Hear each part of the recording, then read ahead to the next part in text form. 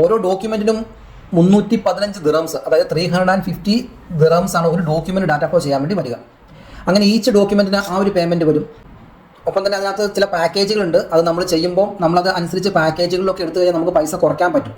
അല്ലാണ്ട് നമ്മൾ ഒറ്റയ്ക്കൊക്കെ ചെയ്യുന്ന കുട്ടികൾക്ക് എന്താ സംഭവിക്കുക വെച്ചാൽ, ഞാനൊക്കെ പല ഡാറ്റ ഫ്ലോയിൽ നോക്കുമ്പോൾ ഒരു 900 അല്ലെങ്കിൽ 1100 ദിറംസിലൊക്കെ തീരേണ്ട ഡാറ്റ ഫ്ലോ 1800 ദിറംസിലൊക്കെ പേയ്മെൻറ്റ് ചെയ്ത കുട്ടികളുണ്ട്.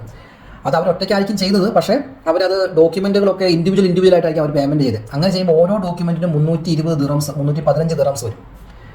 ഓക്കെ, അപ്പോൾ നമ്മളങ്ങനെ പേയ്മെൻറ്റിലേക്ക് എത്തി. പിന്നെ അവിടെ വരുന്നൊരു അഡീഷണൽ പേയ്മെൻറ്റ് എന്ന് പറഞ്ഞാൽ നമ്മുടെ യൂണിവേഴ്സിറ്റിൻ്റെ സൈഡിൽ നിന്ന് വെരിഫിക്കേഷന് വേണ്ടി ഒരു അഡീഷണൽ പേയ്മെൻറ്റ് ചോദിക്കും.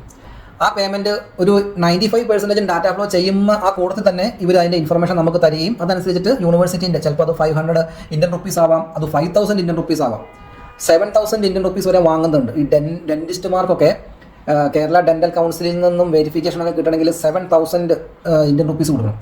കേരള നഴ്സിംഗ് കൗൺസിലിൽ 500 കൊടുത്താൽ മതി. അങ്ങനെ പല പേയ്മെൻറ്റുകൾ വാങ്ങുന്ന ഓരോ യൂണിവേഴ്സിറ്റിയും അവിടുത്തെ ഗുസ്റ്റാൻഡിങ് അതുപോലെ തന്നെ കൗൺസിൽ ഇവരൊക്കെ അനുസരിച്ചിട്ട് പലരും പല പേയ്മെൻറ്റാണ് വാങ്ങുന്നത്. അത് ഒരു 95% നമ്മൾ ഡാറ്റ ഫ്ലോ ചെയ്യുമ്പോൾ അതിൻ്റെ കൂടെ തന്നെ ആ പേയ്മെൻറ്റിൻ്റെ ഡീറ്റെയിൽസ് വരും. ചിലപ്പോൾ അതിൻ്റെ കൂടെ വരില്ല. അങ്ങനെ വന്നില്ല എന്നുണ്ടെങ്കിൽ നമുക്ക് സ്ക്രീനിൽ കാണുന്ന എമൗണ്ട് എന്താണോ ആ എമൗണ്ടാണ് നമ്മൾ ഡാറ്റ ഫ്ലോയ്ക്ക് അടയ്ക്കേണ്ടത്.